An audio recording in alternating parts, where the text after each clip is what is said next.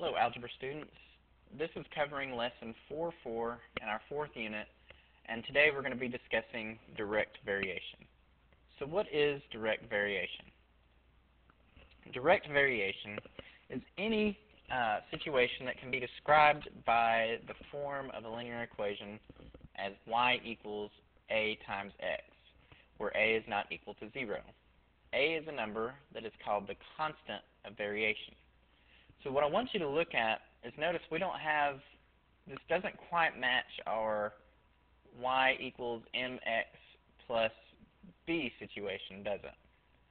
If I take out the b though, this could fit with this, right? Because I'd have a number times x. So your constant of variation is like the slope of the line. And since I can't have a is equal to 0, there are no vertical or horizontal lines that we're going to be talking about if you hear direct variation. Okay, so let's put this into context. Y equals 5x would be an example of direct variation because it fits this little form. I have a constant of variation, or my slope, and then x. That's all I have.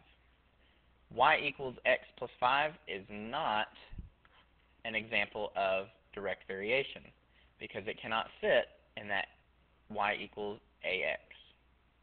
Okay?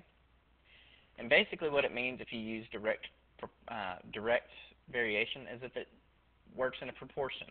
Okay? It's proportional. So, is 2x minus 3y an example of direct variation? Well, in order to see if it fits in y equals a times x form, I need to solve for y. So I'm going to subtract 2x from both sides, and now I have negative 3y equals negative 2x. Well, to get y by itself now, since these are multiplied, I'll divide by negative 3.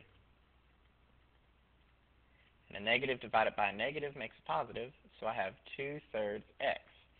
So, my slope, or my constant of variation, is 2/3, nothing else. So yes, this is direct variation.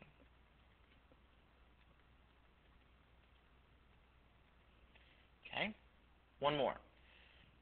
Is this an example of direct variation? Well, again, we have to be in y equals ax form, so I'm going to add the x to get y by itself.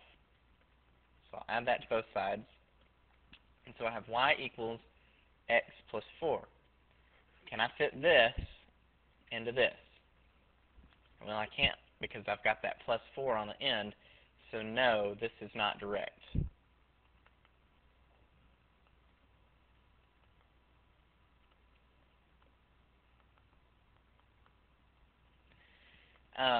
Also, on a graph, you'll know it's direct variation if the line goes through the origin. Okay? So it could look like that, or it could look like, whoops, not that. Rat, sorry. Undo. There we go. Or like that. Those are direct variation because they go through the origin. So, direct variation goes through the origin.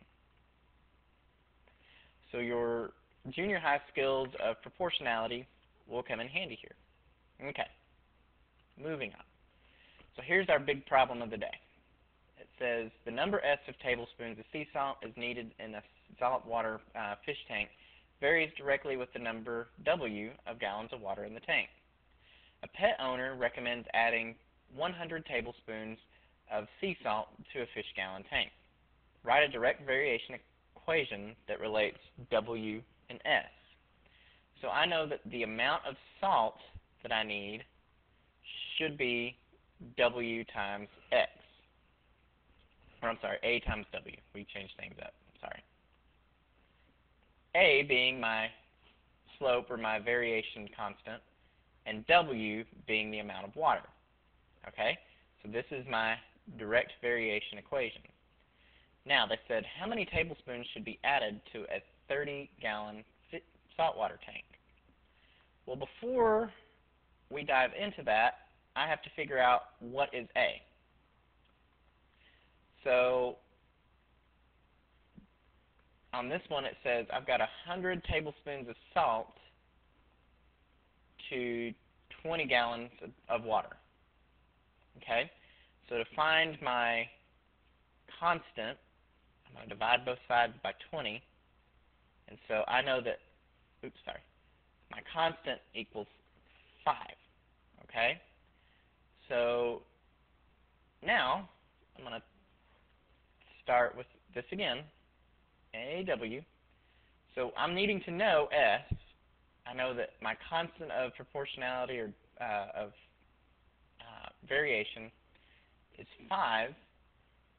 W, I know, is 30. They told me 30 gallons of water. So I'll put 30 in here. So I should put in 150 tablespoons of salt. Okay? So that's how direct variation can be used.